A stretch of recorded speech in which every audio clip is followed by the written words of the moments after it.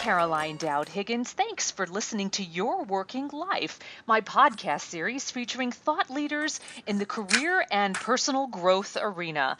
I know that you spend a significant portion of your life at work, so I'm on a mission to provide you with tools, inspiration, and resources so you can enjoy your career and love your life. And I'm so delighted to welcome my very special guest, Amy Friedman, to the show. Amy, welcome.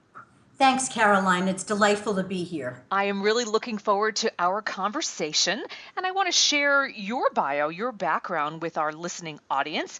Amy Friedman is more than the leader of her company. She's a leader in her industry. Her strategic thinking and ability to drive change have pushed her own company to the forefront of its field, earning Partners in Human Resources International a well-deserved reputation as one of the most effective and innovative companies in the business. A pioneer among a new generation of women business owners, Amy founded Partners International in 1993. With her history of corporate and entrepreneurial success, a background in psychology, and a strong core of integrity, Amy brings an unusual mix of talent and accomplishment to her role as president and CEO. Amy, you are my kind of woman, my dear. I can't wait to dive into a conversation about your organization.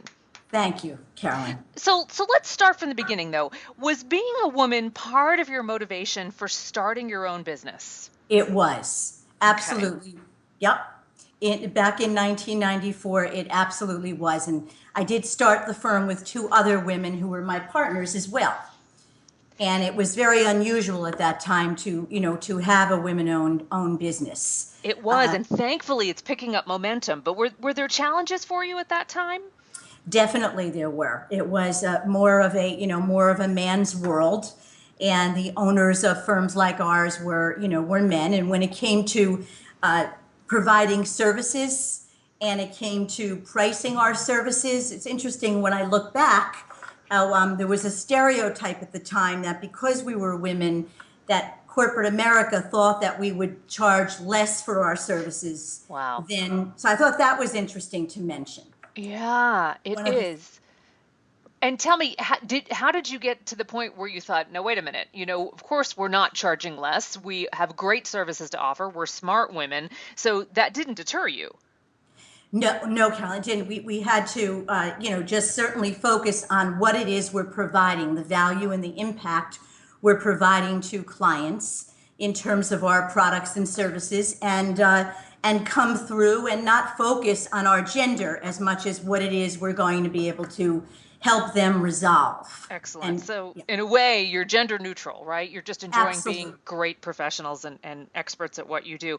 But I thought it was interesting, Amy, that you said that the human resources consulting industry was really dominated by men, certainly in the early 1990s when you formed your business. Has that changed? I think it has. I still think there are more business owners and heads of the organizations that are in our field that are men, but definitely there's been more penetration by women into the industry, for sure. That's great. That's great. And did men dominate the top HR jobs, inside of corporations at that time in the 90s as well? They did. So the chief human resources, the CHROs, as we call them, right. the chief human resources officers were male mostly. And now that's definitely changing. I think it's probably 50-50 or 60-40, something like that. Wow. Yeah. So talk to me a little bit about the kinds of tools and resources and offerings you have on your menu of services to clients so our listeners can understand more fully what you do. Great. Well, we provide not only to corporate America, we provide to non-for-profit organizations, to foundations, and to corporate America, 3 lines of business. We provide executive coaching, global executive coaching, so worldwide, we're able to provide the same service, consistent service around the world when it comes to coaching leaders to be the best they can be. We also have a practice which is called strategic alignment. It's team effectiveness done in groups. So those same leaders we work with in group settings to make sure that they all are aligned. We don't want them to have different, to be leaders with all different points of view is great, but certainly when you're in a room with your entire organization, you all have to be on the same page as leaders. So alignment services in teams and individuals, one-on-one is what we do. We also do outplacement work. So when people leave their organizations, they come to us to look for new opportunities. We don't find them new opportunities like a search firm would, but we help them develop the branding, the marketing, the skills, and all the tools they need to present themselves in the best way when they go out and look for a new job. That's great. And frankly, I think those skills are priceless for all of us because this economy has helped us learn that things change and they change Yes, quickly. And we've always got to be ready for what I call the exit strategy or the growth strategy. absolutely. Absolutely. I can't agree more. So, what's your advice for women, Amy? I'm particularly interested in your take about women, and let's specifically isolate emerging leaders and women who are already leading. What kind of wisdom would you share for them as they navigate this new normal in the career world? That's just such a great question, Caroline. We could spend We could spend days all on day, this. couldn't we? Yes. But I think, a couple of points I would say that, as women, and I think we all know this, we have a tendency to give in to stereotypes, or we, put ourselves in a box. Sometimes we could be our own worst enemies. We don't want to allow that. And what we want is we want to make sure that we don't put ourselves in a role that is going to be classically gender specific. Right. We don't want to give into those stereotypes. We want to go genderless. We don't want our insecurities to dictate, who we hire. So we want to hire women and men who are as strong or even stronger or smarter or more creative than our own selves. So we want to get rid of some of those classic female tapes.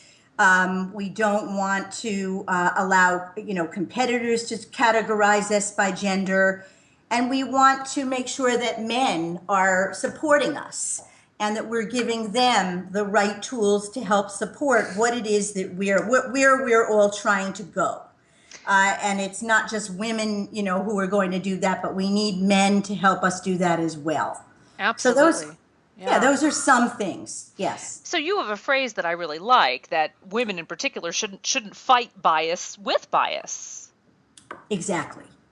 Exactly. And absolutely. And one thing along those lines, I would also say that create and maintain, a powerful network. And those are people that, are progressive and sophisticated and help help the focus be off of bias, but much more on the talent, the talent that each individual woman has.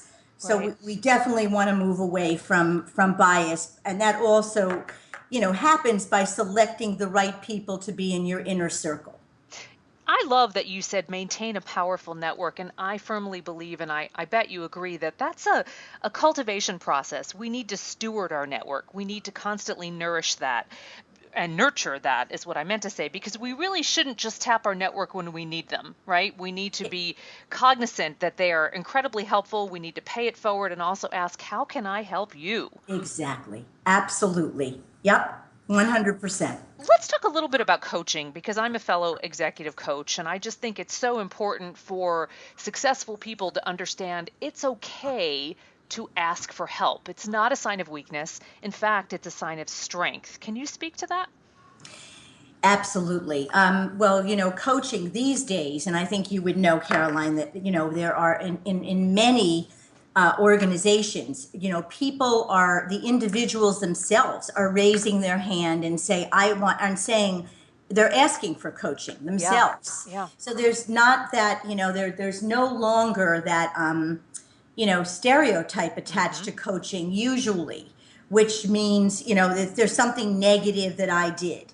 It's Right. much more about, growing, and I want to get to the next, and helping, leaders get to the next level. And if they're making a change from, a CFO to a CEO, or they're moving from one function to another function in the organization, they realize, that they need that support from the outside, from someone neutral and objective who has the skills and credentials to help them, again, reach their highest potential. Yeah, I love that because it's not corrective behavior. It's not as if you're put in the doghouse, you need coaching. That's It's a right. way to grow an already strong skill set. Exactly. Excellent, excellent. So tell us a little bit more about the breadth and depth of your business. I understand you're diving into the government sector now with your clients as well.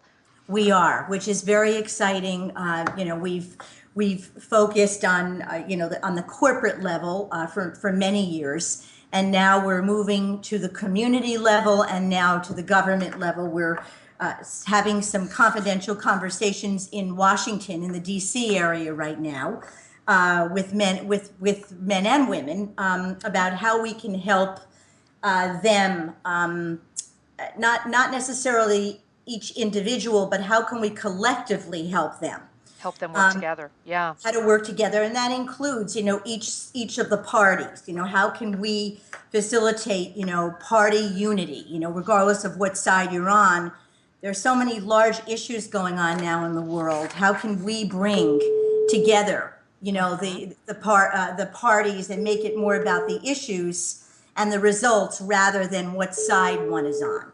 I love that. And Amy, I'd love for you to talk to me about what are the key ingredients or the factors that are necessary to build a successful work culture. And I don't think this is just corporate, right? It could be government, it could be nonprofit, it could be, Right. an entrepreneur creating a startup. But what does one need for a successful work culture? Yeah, no, it's a good question. There's so much focus, as you know, on culture these days. Right. And it's very much, they're all different styles that leaders have. But I think, my own point of view is, if you're building your own company, or we're giving it, like I did, or we're giving advice to other leaders of companies, it's to ask, in this day and age, especially since the generations are also different. It's really important, I think, to have an environment of transparency, and collaboration, to a point. So we want fresh perspectives. We want diverse point of views. I think companies are so much more successful when the leaders are willing to go out and say, hey, listen, argue with me, Yeah. give me a different point of view. Don't give me back what I just said. What's your opinion? And then, of course, it's harder as a leader to manage different perspectives, but boy, it's so helpful in building an open, transparent culture that is known as really wanting to stretch, and stretch the envelope, push the envelope. That's great. And those are some things I think are critically important in this day and age, and to honor the different generations that are all in the workplace at the same time. Thank you for using the word honor, Amy. I think that's so important because I'm sure that you experience this. A lot of organizations are frustrated with the millennials. We hear that. What are we going to do with the kids? And frankly, the millennials are the succession plan for the leaders of tomorrow. And I think there are some great things that the millennials bring to the table, and we need to get along well in that sandbox and play well together. So thank you for Yeah. using the word honor. I think that's really Oh, beautiful and poignant. So thank you for thank you. that. Thank you. So now I want to tap your wisdom as an entrepreneur, right? A woman who started her own company from the ground up. What do you know now that you wish you knew at the beginning when you were just launching Partners in Human Resources? Gosh, it's such a good question. Well, I think first and foremost, to realize that you don't have all the answers. As one individual, if you're really going to be successful in launching a company, it's just to your advantage, to everyone's advantage, to tap on the resources around you. And I started my business at a fairly young age, and I was leading people in my organization that were of that were older, Sure, but sure. so I remember feeling like at the time that I needed to be the one to have all of the answers to their questions and to be able to solve all of their problems, but not at all, not at all. And in fact, I think that it's humbling when you reach the point where you realize that, maybe they have the answer. Maybe, ask for their input. Go to all of your resources and don't be afraid to say, I don't know. And please, maybe you can help me. As I said, I just think it's just so humbling to reach that point where you realize you can't do it all and you really need to have partners around you. Wonderful. Amy, thank you for that. That was wonderful. Amy Friedman, what a joy to have you on the show. You are the CEO and president of Partners in Human Resources, and I would love for you to share with us how we can follow you online. Perhaps give us your website address, and then we'll talk about your social media platforms. Oh, thanks for that, Carolyn. We are, first of all, our access to our website would be www.partnersinternational.com or partnersinhumanresourcesinternational.com. Either way. Either way, okay. Either way is perfect. We are on LinkedIn, Twitter, and Facebook. So we are, continuously blogging. So you can follow our continuous, we're continually blogging, and you'll follow our the Twittering that we're doing, and certainly our LinkedIn page and our Facebook. So on any of those venues. You've also got some great YouTube videos, Yes. which have been extremely helpful for little sound bites of wisdom. So thank you for putting those out into the world as well. Thank you for that. Yes, we do. And yes. Good stuff. Well, Amy Friedman, thank you for joining me on the show. You've been delightful. I wish you great success in your continued career journey. And thank you so much for sharing your wisdom and expertise today. Thank you so much, Caroline. Take good care. Take care. Bye. And I want to thank our listeners for tuning into Your Working Life, where my goal is to help you design your career destiny so it doesn't happen by default. True career and life satisfaction is really possible, and it's time to embrace what you love doing so you can do more of it. I'm Caroline Dowd-Higgins. Take good care.